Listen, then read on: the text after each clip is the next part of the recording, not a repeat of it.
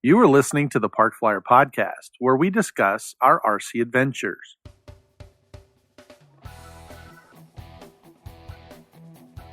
Welcome to the Park Flyer Podcast, where we discuss the ups and downs of the new RC Flyer. Join your hosts, Michael and Jay, as they take flight at the park. Now on with the show.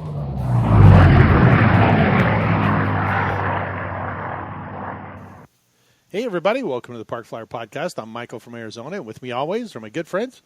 Jay from the hills of Texas.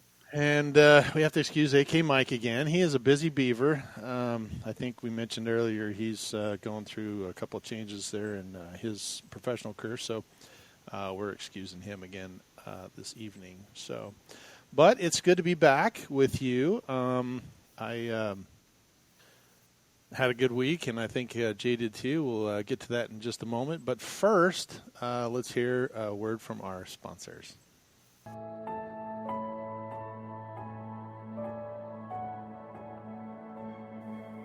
3D Aeroventures, adding fun to the RC hobby, one layer at a time.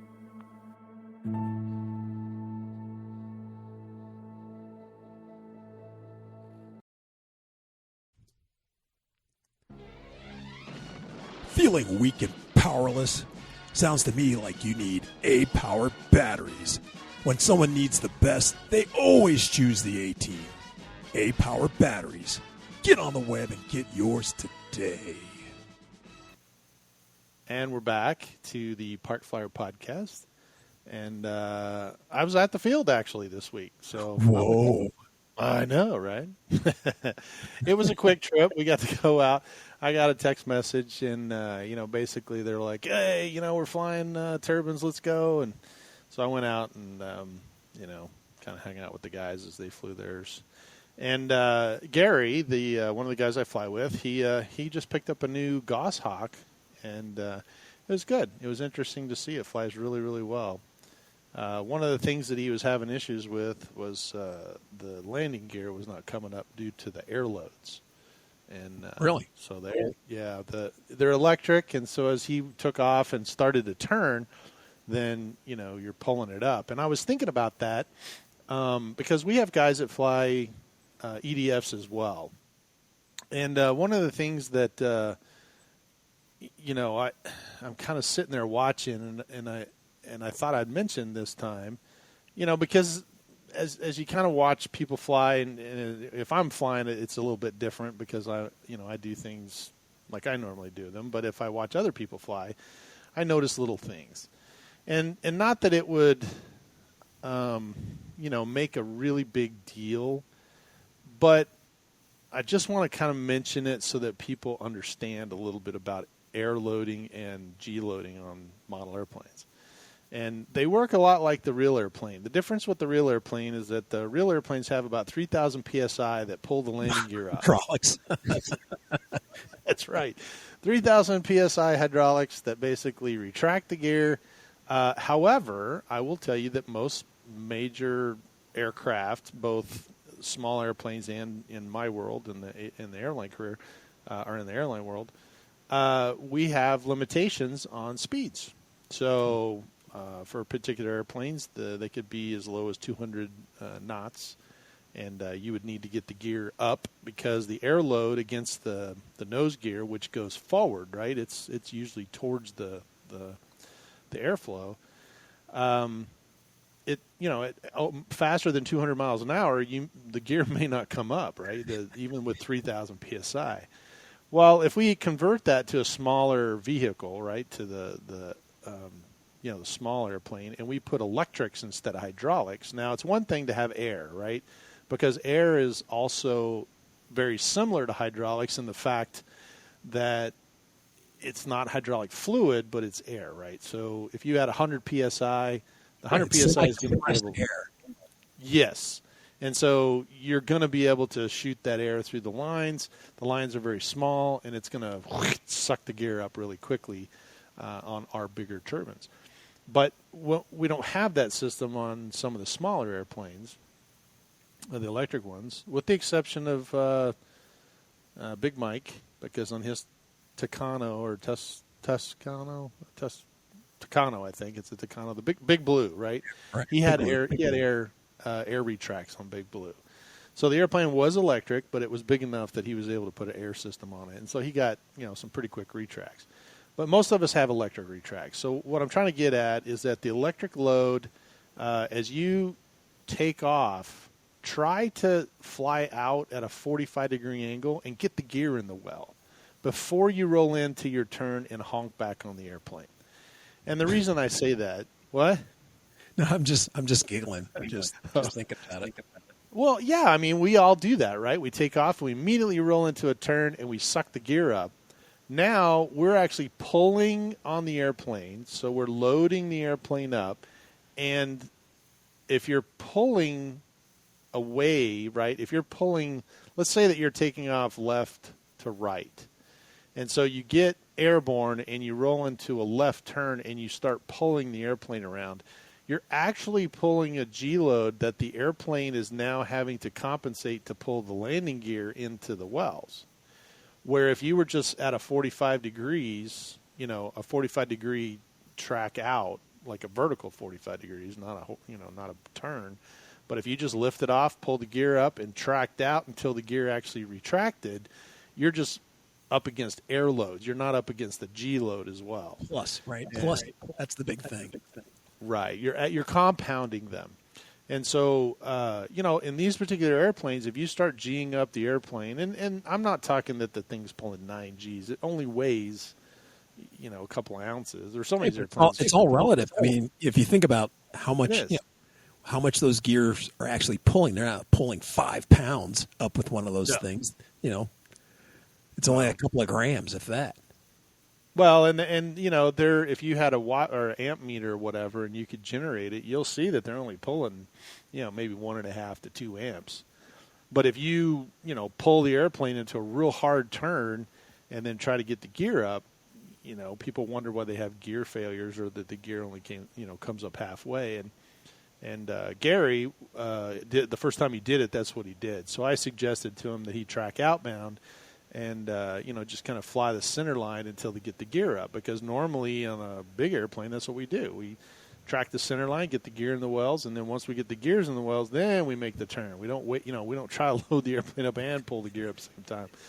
And, if you watch military guys or if you've been on a military base and you watch the fighter guys, they'll pull the airplane up, level off, and suck the gear up right on the runway. Then they'll accelerate, and then they'll pitch out. It makes a huge difference on the wear and tear on the airplane. And we want landing gear to, maintain its functionality and be able to land with gear hanging out.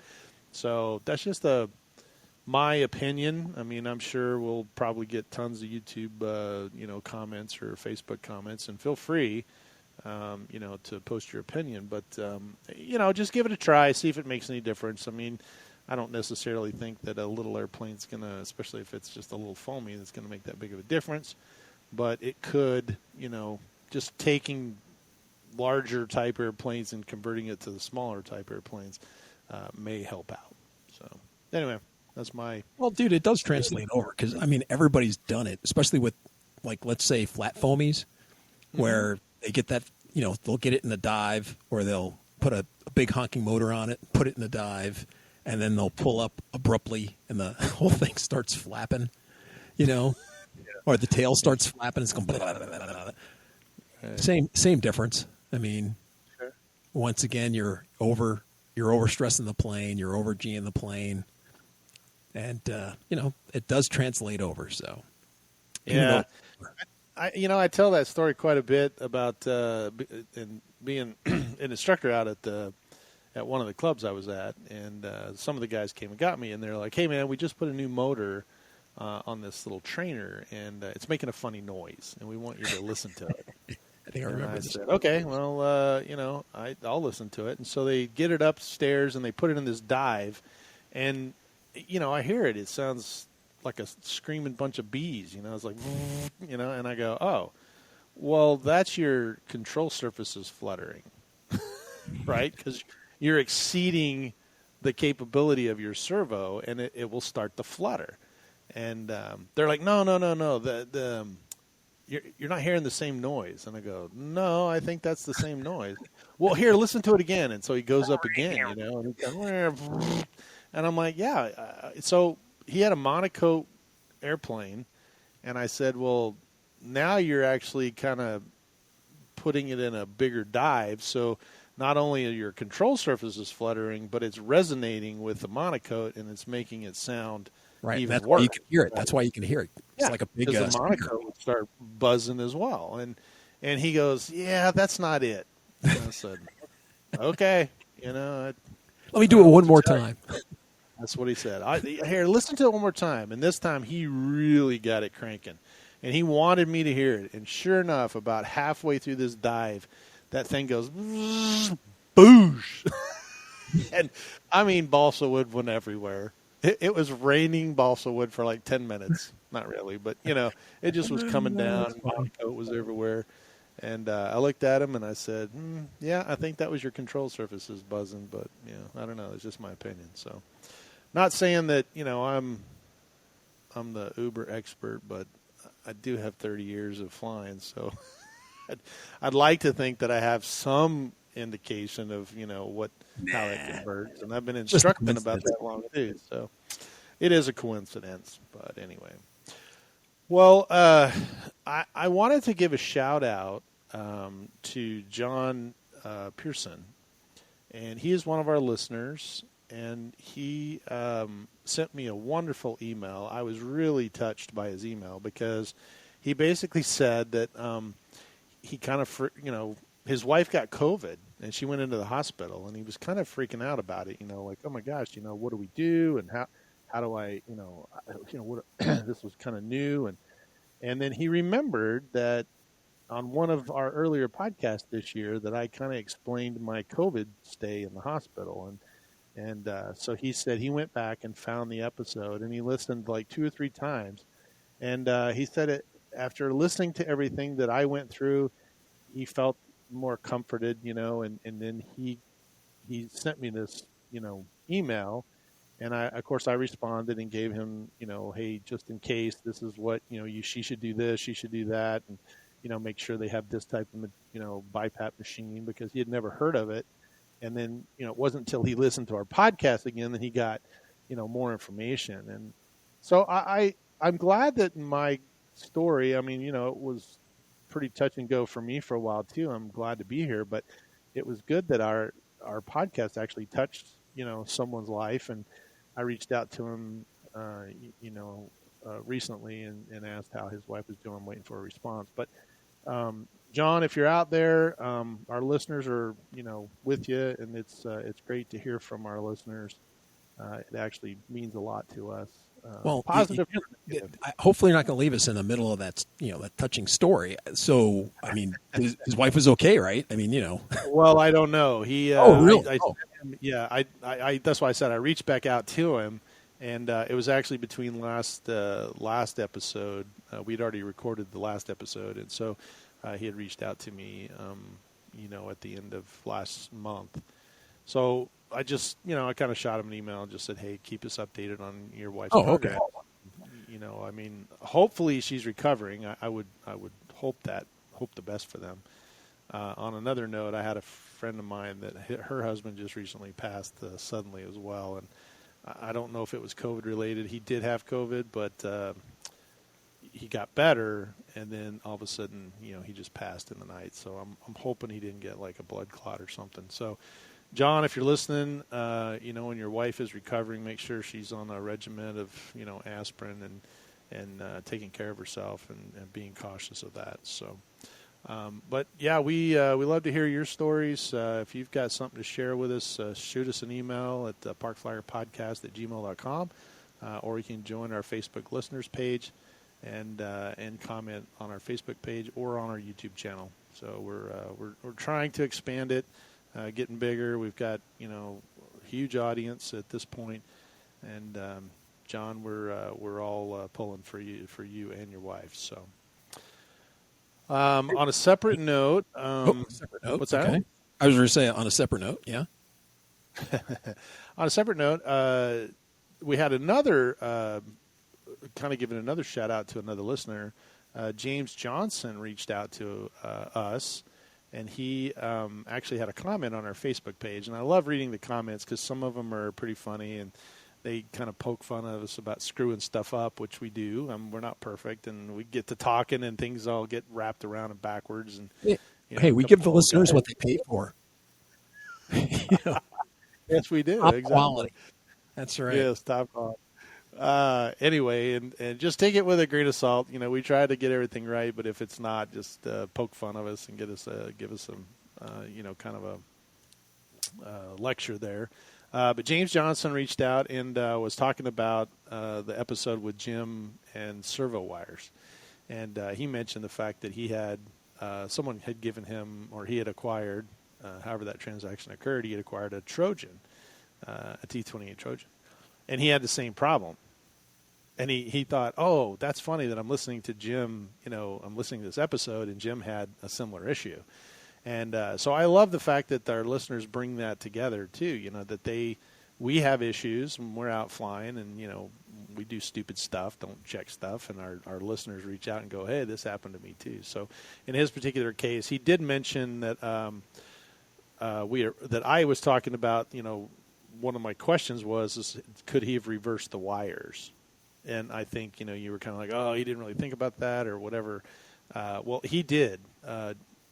He on his T-28 Trojan, he actually reversed them, I think. So it kept him from a little bit of soldering and just, swapping a wire. Makes the motor run backwards, and you should be okay. So I remember that I've done that before, and so he just kind of reiterated that. And then he actually said that he flew the F4 Tiger Cat, I believe is what he said too, and he said that thing was great. It was a great flyer. So nice. It's always a pleasure. And so I shot something back to him, and I said, hey, you should send us pictures. So if you're out at the field and you're on our Facebook listeners group, feel free to post photos. We love to see other listeners in their airplanes, or if you're out flying, or their crashes or whatever, and give us a heads up, and we'll give you a shout out on the podcast. I don't mind. It's it's their program too. We just are the ones hosting it. So we love to hear from those guys, and then Nick Turner reached out to us as well. So this is our episode where we're throwing out our names of people who have reached out to us. Big Nick. So Nick Turner, actually, on our last episode, we talked a little bit about the FAA, and he did mention that we neglected to tell them where to go to comment. And I apologize, Nick. You are correct. We got so wrapped up. I will tell you that Jay and I were on. We record this podcast, and usually we kind of wrap everything up and we say goodbye, and then we kind of get together some other time. But in this particular case, Jay and I were on this podcast because we can see each other. We were on this call after we stopped for at least another hour because we were wrapped up on this FAA thing. I mean, we just, the two of us were just, we couldn't even go to sleep because it was just like, holy cow, these guys are just really overstepping their bounds. And so two things. Number one, he clarified, actually, I think, Jay, you sent something out on our YouTube or on our Facebook listeners page that said there was some more information. They could go and make comments on the FAA website. And we'll try to post that for people to make comments if we can get to the right site. But he mentioned also that I had made a comment about 13, being 13 years old, that you could only register if you were 13 or older, and if somebody was, if somebody was under the age of 13, you had to be 13 or over to register it. And he clarified for us, and I have to give him props. The COPPA, which is just the identifier for the Children's Protection Act, right? I think that's what it's called. It's 16 CFR Part 312. And it basically says that if you're running a website, this is protecting the children under the age of 13. And so the FAA cannot legally, because of the law that they passed on this Child Protection Act, cannot solicit information from someone younger than 13. So he was nice enough to point that out for us. So we appreciate that. Now he had an interesting question also that he posed to me. And he asked about the because we were talking about the FAA's suggestions and how they did a fitness for flight, right?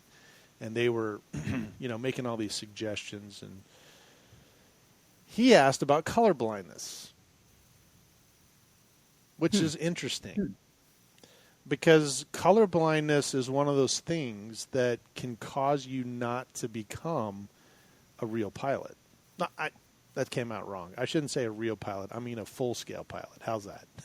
I don't want to accuse anybody of not being a real pilot. If you fly RC airplanes, I consider you a real pilot. Right. But because that will really mess with if you're trying to find the glide slope coming in for a landing, true. right? Well, not the glide slope, but it can mess you up as far as all of the colors on your screen, especially nowadays. Yeah. So we fly. The 78 and the Airbus, the 75, a lot of those bigger Boeing airplanes or Airbus airplanes, a lot of stuff is color coordinated.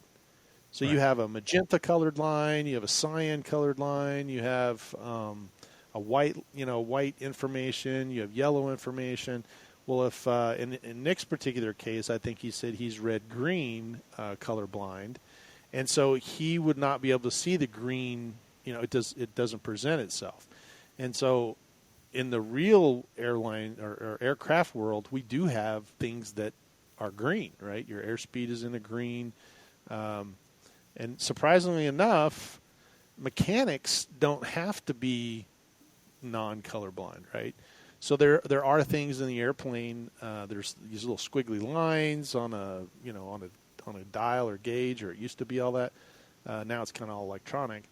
But it used to be that they helped them out by putting these little, X's or O's or squares or something on there that would help them understand, okay, that's for a colorblind mechanic. But from a pilot's perspective, you have to be tested, and if you do not meet the colorblind test, then they usually don't proceed with an aviation career. And so he asked about that.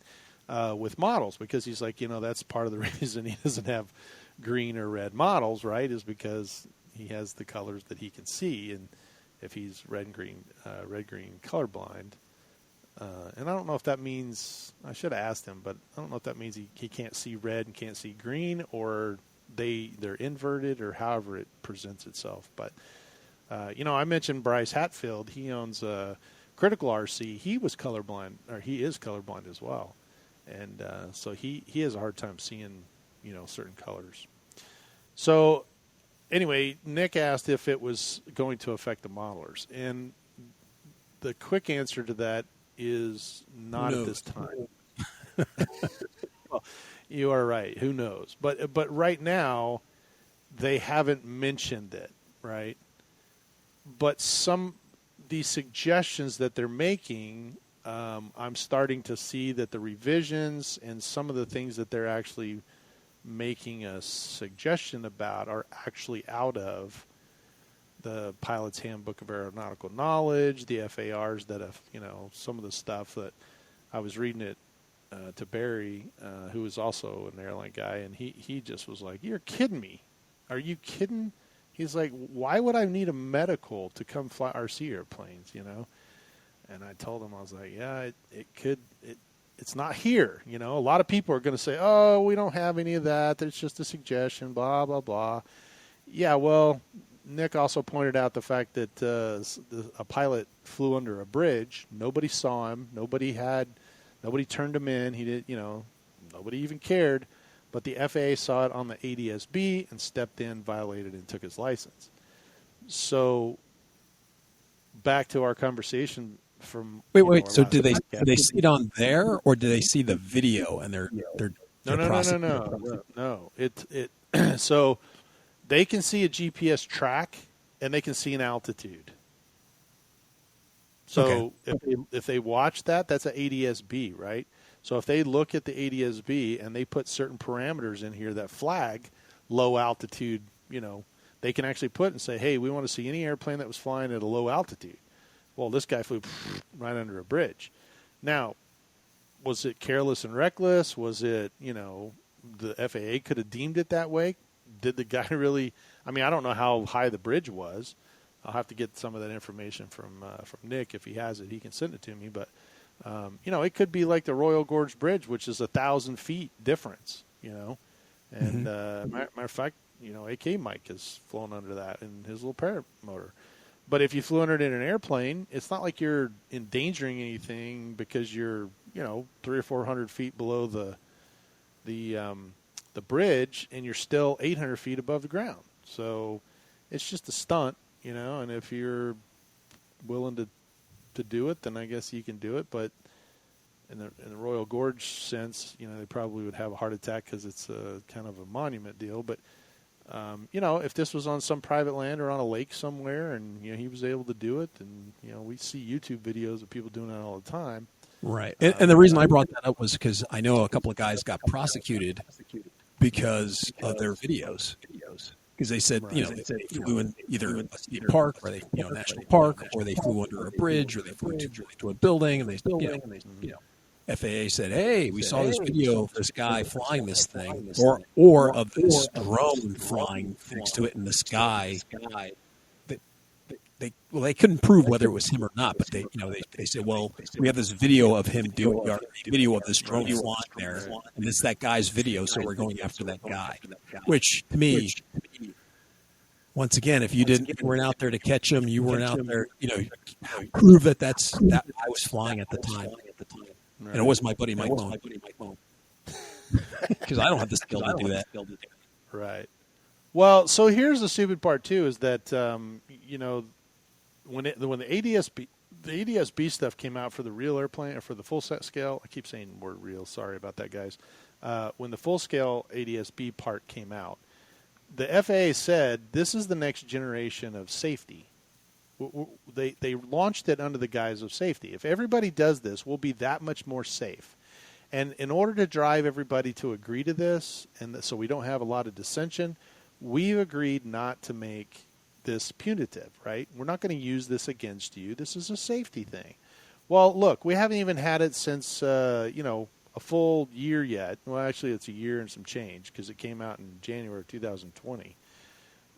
But already, even in 2020, we were getting letters that the FAA and other agencies were going after pilots because they got the data. They have the data. Now they've got a proof, right? So where they said, oh, yeah, we're not going to do that, now all of a sudden they are. And nobody seems to care about it, or nobody seems to make a big deal about it. So using that same, kind of that, hey, look, this is happening over here, they're telling us, registering with the, drone zone and, getting all your documentation 90 days ahead of it and all that other, garbage. Well, if this is what you're telling the full-scale pilots to do, and then you go after them with the information that's readily available, why should we think that they're not going to do it on our side on the model side? Now, once again, I was telling, the guys at the field that when the FAA says these are our suggestions, they're not required, but they're suggestions, that's just a way around the fact that it's not it's not the law, right? It's a suggestion, and it's under the guise of safety. So now if something goes wrong, what did I tell you last time? That the catch-all is careless and reckless. Right. So what they deemed this pilot that flew under a bridge, it may have been he may have been perfectly safe and had plenty of room, but they deemed it careless and reckless, and then they are going to go after the guy, right? Because they saw that he was lower in altitude. They know the bridge is here. He was here. He flew. The GPS track shows him flying right through the bridge on the, and I can tell you that if your altitude is here and the bridge is here, you flew under it, not over it, because you would have been at such and such altitude to fly. So over. Once again, I'm just going to play devil's advocate because I'm just thinking from a court of law perspective. I'm in there. They're like, hey, you flew this thing at this altitude and you flew under the bridge and we deem it unsafe. And you go, yeah, I didn't fly my drone that day. That wasn't me. How are they going to, where's the proof in that he did this? So are you saying that if I hand the controls over to you once again, right? I'm out at the field. We're flying. Hey, Mike, why don't you try this? Here, why don't you try the plane? You try it. You roll the plane. You do something, and it's kapow! It plows into somebody's car. And then once again, the FAA comes out and says, "Hey, you were definitely unsafe." Do I get charged with that? Do I get charged with something, or do they go after you? Who do they go after? Both of us. I wasn't flying it. I wasn't the pilot in charge. Or in command. So how's that all going to work out? That just seems very nebulous. And once again, it just seems that if you have a good lawyer, they just go, well, FAA, what witnesses do you have that said my client was flying that aircraft at the time that your instrument showed this on this scope when you were 3,000 miles away or 300 miles away or whatever? Right. But it just seems like it's going to be a big, convoluted. A lot of trouble is going to come up from this. That's all I'm saying. So I will tell you that anytime, just based on my experience, anytime there is confusion due to the law or the suggestions or their interpretation of it, normally the courts will side with the administration. It's been my experience that that's the case. Because who wrote the rule? It wasn't us. We didn't write. Right. So when they say, "Oh, well, this was careless and reckless," and Mr. Neely was supposed to not give the drunk guy next to him the controls of the airplane, and because he did so, he was careless and reckless because he shouldn't have done that. Right. And then the guy that was flying it was careless and reckless because it should have been he shouldn't have been flying because he had been drinking. So they probably at that point would go after both. And under the guise of careless and reckless, how do you prove that you were not careless and reckless when they have the definition as nebulous as it is, right? Their definition of careless and reckless operation of a vehicle, and the law enforcement has the same thing, right? If you get pulled over in a car, they can say, well, you were careless and reckless. That's a ticket. Now you have to go fight careless and reckless. That's very difficult to do because it's so subjective, If I say I understand a speeding ticket, or if it's posted 55 and I'm doing 70 and you clock me at 70 and you say, hey, it's 55 here and you're doing 70, I can understand that. But what I can't understand is if I'm blasting down the runway and he says, hey, or down the highway and he says, hey, you were careless and reckless in that vehicle. Well, says who? Right? I mean, that's your interpretation. It's back to that Bob Hoover thing. Bob Hoover's been flying air shows for years, and two FAA guys said, oh, yeah, man, that's careless and reckless. And they sided with them. And it took them a long time to get, it overturned. And he lost his license because of it in the U.S. Now, luckily, Australia gave him, said, hey, come over and fly with us while you're waiting. But it's kind of very nebulous, and the government does that. I can't agree, I don't necessarily agree with it. But it's something we have to deal with. Mm-hmm. So, unfortunately. So anyway, thanks to Nick. It was a great question on the color blindness. If you have an opinion or if you have a question for us, feel free, once again, parkflyerpodcast@gmail.com, or reach out to our Park Flyer Podcast listeners group. It's an active spot. People are constantly posting stuff, but we'd love to hear from you. And if you want to comment on our YouTube channel, you can do that as well. So, having said all that, I kind of used up most of the time, or at least half of the podcast. That's all right. But we are supposed to talk about what's coming up next month. Yeah, in fact, let's get rid of this doom and gloom stuff and get back to the fun of flying Park Flyer aircraft. Exactly. So what do you got that's fun, Mike? Well, Wings Over Springs, September 4th. Go. Mr. Leroy. Doug Leroy, shout out to his group. Matter of fact, Nick Turner's out there. He's part of the Holly Springs group. They're having their annual Wings Over Springs. I think last year it got canceled because of COVID. Next. And this year they're even bigger and better. I talked to Doug actually on the phone not too long ago. He wanted to know if we could help him out from a sponsorship standpoint, and I said absolutely. So I have a little care package full of some T-shirts and stuff for him and giveaways. And then we actually roped Eric has come out with a new airplane. So Eric over at awesome. 3D Aero Ventures came out with a Infinity Wing Mini. So it's a little bit smaller version. It is very cool. I saw photos of it, and Eric and I chatted about it. And it's a great little airplane. And he had printed one out as a demo, and to kind of do the whole thing and figure it out. So I don't know if it's the only one. I think there's several. He's printed out several, but he's volunteered that airplane, and it is being shipped currently out to Holly Springs as a grand prize. So we appreciate Eric, donating that. The Holly Springs guys have always been super nice to us. Doug has come out to the Electric Festival. We've actually gone out to Holly Springs this year. Unfortunately, I'm going to be in school, but AK Mike is usually. Yeah, we still have one representative. Yep. So we are represented out there, and I think Mike's going to be there. I'm actually going to be close. I'm going to be in Charlotte, but I have to work that day. I have Friday off. I was trying to get him to switch it where I could have Saturday off instead, and I could run up there because it's only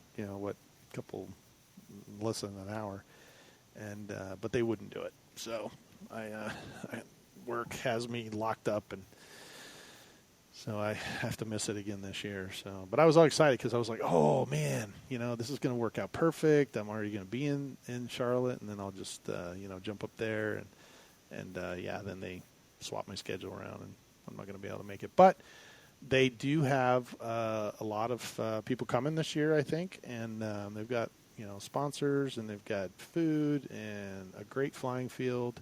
They get to use the big flying field, not their little one, and it's always a great event. So I'm excited. Yeah, that should be fun. Hopefully, Mike will take out some gear, and we'll get a podcast out of it. Yeah. Well, Nick asked me, or not Nick, Doug. He asked me if Mike was bringing a bunch of recording equipment. I was like, that's a good question. It's like I got some, but I don't know what Mike has. He might bring something out, or maybe I should send him something. I don't know, but we'll see. Sometimes he goes out there. I think he went out there the one year, and then we showed up and surprised him. So it actually worked out. So anyway, so the Wings Over Springs. If you are in the North Carolina area, head on over to the Holly Springs Wings Over Springs event, and let us know. Let us know your thoughts. Yeah, it was a good time when we went. So. Yeah, it was great.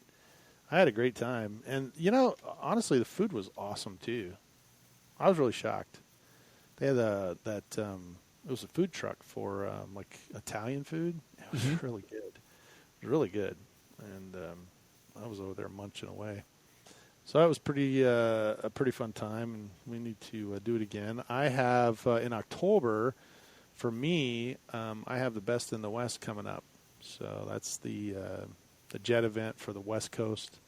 So I'm headed out there with the guys to kind of go out and see what's going on. I think we've done a podcast in the past with Barry and Spencer that when we were traveling home, we were chit-chatting about the weekend, and we're driving the car with our headsets on and having a big old podcast.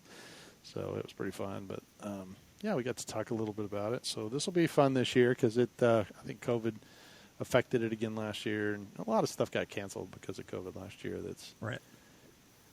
But this year, it's kind of going, picking back up. So we're excited about that. So if you have an event that you want us to, kind of give you a shout out on, make sure that you go ahead and send us some info on it. We'll take a look, see if we can help out. What else? Jeez. You actually got to go out to the field today or the other day. Yeah, I did. I mentioned that earlier, I think, but yeah, we went out there. So and, you didn't burst into flames and. No, it was hot. We had we had one of the hottest days of the year. It was 117, I think, here in Phoenix, which nobody was out at the field at that point. I think everybody kind of bailed. The airplanes were feeling a little lethargic. Yeah. I can imagine. Yeah, density altitude affects model airplanes too. Believe it or not, people don't really think about it, but it does. Well, they call them models. They I know. react just like the real things. Yeah, most of the time, especially if they have all the stuff. But I was able to go out there and hang out, and it was hot. But we have a little covered Armada, and so. Now, did you guys go at 5 or 3:30 in the morning or whatever? You go out there 7. No, we went at 7. So it was earlier. I mean, the sun does come up much earlier than that, but it's still 95 degrees. So it's not like it's not like in your neck of the woods where the weather's actually good in the morning and then it gets hot. But we don't have humidity, so. Well, I shouldn't say that because it's rained fairly recently, and so the humidity has been up. The last couple of days, it's just been. I literally go outside, spend about an hour, and I come back just totally drenched. So I change clothes about 3 times a day if I'm outside. Wow.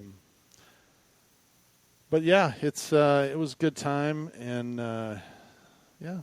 What about you? Did you get out to the field? I noticed that. No. Like I said, Jim is almost finished with his repairs for the A10. I've been a little busy, just with various little tasks, around the house, such as, of all things, mowing the lawn, which is usually during this time of the year. That I do it once and I'm good till October. Right. But with all this rain we've been having, it's been cool, it's been wet, and things are growing crazy. That's funny. It has rained a lot. I was in Dallas a couple days ago, and we actually didn't even make it to Dallas. We had to divert to Denver because that's right, yeah. Because the weather was so bad. The weather was terrible, and we actually did wind up later. We didn't get to Dallas till like 2 in the morning, but we had to fight the weather and wait for a gate. But it looks like the pictures that Jim has sent for his A10, the repairs are amazing. Yep. I have to hand it to Jim. Jim is a great builder, and he does some incredibly great repairs. Yeah, and so he's been learning a lot with, because it's not like he works a lot with foam aircraft. I mean, he's a stick and balsa man, type of guy. So this time he's been calling me up. I've been getting the odd phone calls, 3:30 at night. Which glue do you use? Specifically for what thing, Jim? And so one of the things that he was asking about was about Gorilla Glue. So I think we might have to have another glue episode, just talking about various glues, new glues, differences in glues. But so he was having a little concern about glues, whether using white Gorilla Glue, yellow Gorilla Glue, and now clear Gorilla Glue, and which one he should use for the foam plane for which application. So I kind of went over that with him, kind of hopefully got him on the straight and narrow for what he should use. So, obviously it worked. His plane's looking great. So hopefully here in the next couple of days, we'll probably go out and fly it. Oh, good. Well, I'm interested to hear how it the repairs that he made look great. It looks like he's used carbon fiber rods, he said, in the nose of it. But unfortunately, I think you're still going to have similar issues on the grass field. It's going to be hard on the gear, and that airplane really should have a a runway to land on. But I was thinking about it the other day. You should get a couple pieces of plywood and just lay them out there, and then he could land on that. Because once you touch down, if you run off the end in the grass, have you seen the price of plywood? Have you been to Home Depot? Have you been to Home Depot? I have actually. That's out of the budget. It would be better to get one of those giant rollers, to rent one of those things and just flatten the field than it would be to pay plywood to stick it out. This gear is insane, man. $55 a sheet. Hey, man, I'm trying to spend your money. You're not spending my money, brother. Not on plywood, Yeah. You know how many planes I could buy with that piece of plywood? 3 pieces of plywood. So, I might have a piece of plywood or two in the garage. I wonder if someone would trade me a plane for it. Probably. Be Be a good trade. I put on Craigslist. We'll trade for plane. Oh, goodness. That's Yeah, terrible. really. Trade for turbine. There you go. A piece of plywood for a turbine. It's about the same. Yeah, wood prices have just gone crazy. I don't know. The one thing I haven't looked at is balsa wood prices. Have they gone up too? That's a good question. I don't know. I don't think so, but I really haven't It's a looked. whole different- I got stacks and stacks all over the place, so I'm good for right now. But Sure. that is kind of a curious question. So if any of our viewers know, hey, pipe on in. Yeah. Let us know if the balsa wood has gone up as much as plywood has. Well, I don't know if they actually. Well, they might mill plywood, but probably not in the big sawmills like they do the big wood. But somebody's got to be cutting them because they come in blocks, so they come in all different Yes, sizes. brother. I don't know what to tell you on that one.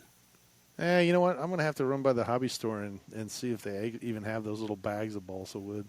Because so many things are out now. It's very difficult. Somebody was talking about paint. They were looking for some kind of a paint, and it wasn't available. Yeah, at least we still got some Gorilla Glue and plenty of foam. Yeah, that stuff's at least been still available. And once again, it still is COVID. Even though we're coming out of COVID, Right. there's a lot of things have been in short supply. I was reading something about CA glue, Right. because they use it in construction industry as well. And they were talking, once again, it's not that they can't make it; it's that they don't have people.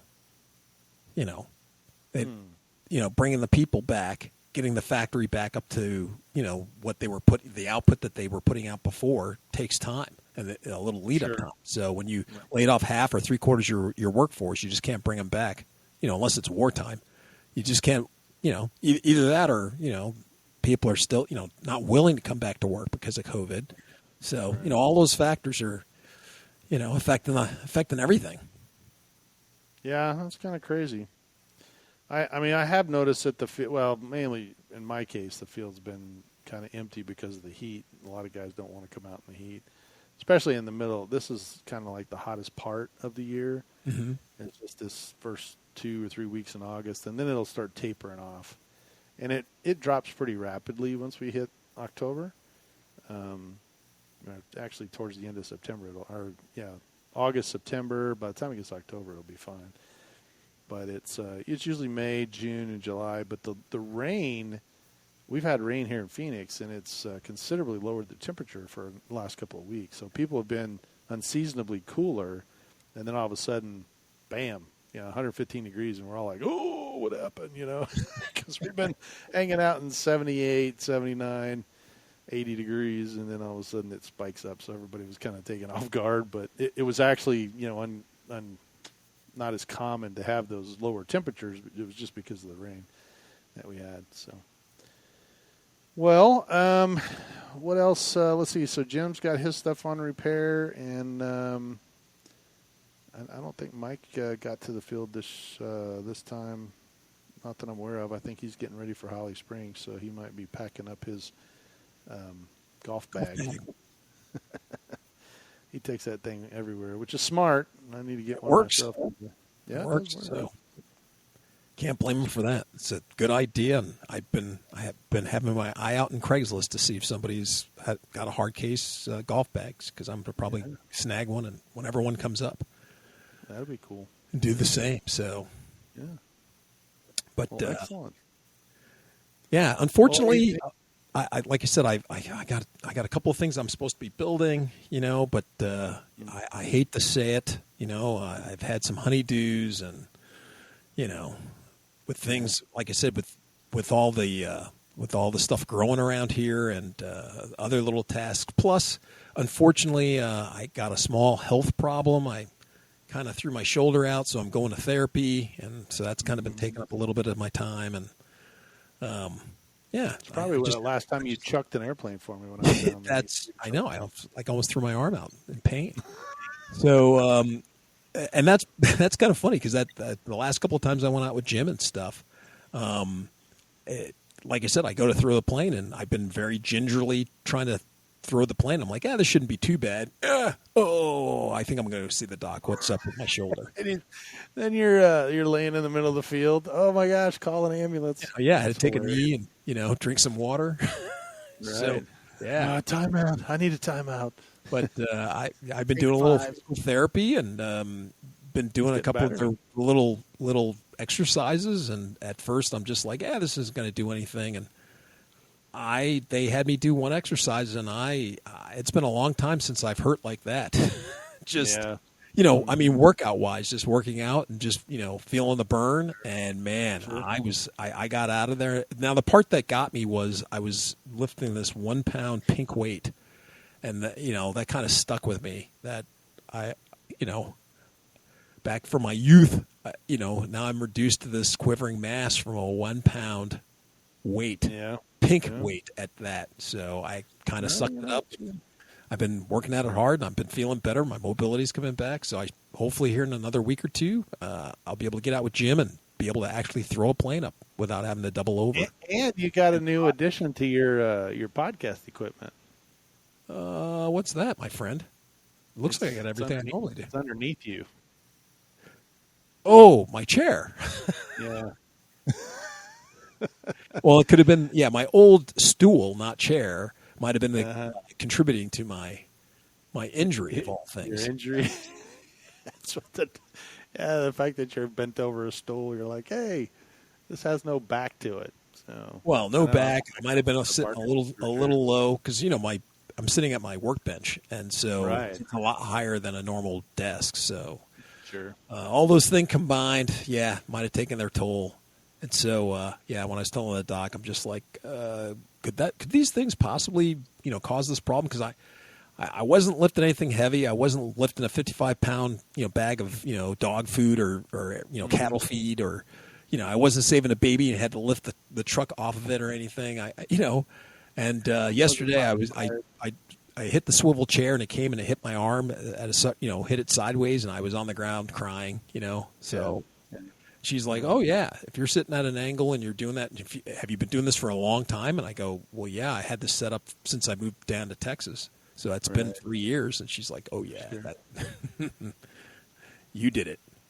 It's your fault. Anyway, I'm going to be back chucking gliders, and I hope so, because I got 2 DLGs sitting back there that I got to finish put back together. And, once again, I can't be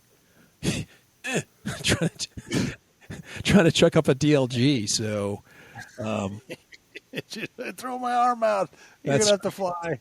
That's right. Unless I get a catapult or something, that kind of takes out the whole thing of why you want to have a DLG. But I'm hoping that this is going to help. I don't know if they would work on a catapult, would they? Well, listen, I'm from America. I'm sure I could come up with a slingshot where you pull it out and let go. Grab the tail. I'm sure you can come up with something. Yeah, absolutely. But, so I'm going to get better, and then, like I said, hopefully get that DLG going, and with my shoulder be better. And because I'm telling you, if I attempted to just do one whirl or just overhead launch, just to chuck it, just to see if it glides right. Well, at the beginning of the month, it would have been bad news. Now I'm getting my mobility back, so I'm thinking at the end of the month I'll be 90%. So we'll see. Cool. Well, I'm excited. I'll have to come down there and kind of get involved in that, because you did pick those up just recently, but we haven't had a chance to do anything with them. So Nope, not yet. It's kind of a drag. But well, anyway, I mean, seeing that you may be, flying through here a little bit more, maybe you can take a trip through. So we'll see. Yeah, maybe so. We'll see. Yeah, I'm giving up my international runs for some domestic runs in this next couple of years. So. We'll see if I can't make it around and kind of get out and see some of the world here in the U.S. as opposed to the world outside the U.S. But I like what I do, but it's just an opportunity came up and kind of took it. So we'll let it go. We'll let it go at that. Well, man, our hour is kind of scooted by there. Well, that's all right, dude. Guess what? Another 2 weeks, we'll have another hour. Yeah, that's true. Well, I think, unfortunately, this is this podcast for me. I think it comes out in next week or something, I think. But anyway, I'm going to be in training, so I'm not going to be able to join you guys for one or two. But I think you and Mike can actually manage without me, and I think we have the available to call in. So maybe if I'm free when you guys are doing it, I can call on the phone and at least listen in. Or, all right, well, we'll give it a shot. So we can try it. The new program that we're using allows that, so it'll be interesting. Give it a try, see what happens. Holly Springs, best in the West, and yeah, if you're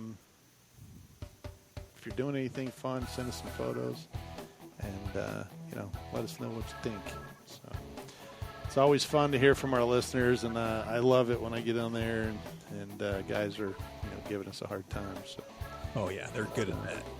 Yeah, they really are, and it's actually a good time. I mean, I think the AS3X stuff and the safe just caused a whole wave of people going, "Oh my gosh, you guys are screwing this whole thing my up." My therapist says I'm almost over, the escape thing, but now with the ASX3X thing, I've only cried myself to sleep half an hour now. So yeah, I'm doing great. Oh my gosh. Yeah, well, evidently we screwed it all up. But anyway, if you use those systems or you're a Spectrum guy, you kind of understand it. But if you don't use those systems, then it really doesn't matter. So yeah, you're not using them. But I think it's it's good for the hobby and the fact that it helps people who normally would not get into the hobby or they would spend a lot of money and get discouraged because they go out and crash it on the first go round. These programs have the ability to help people kind of enter into the hobby without going home with a box of parts. Now they still might go home with a prop or broken landing gear or something, but at least they can fly it in a manner where they can have help.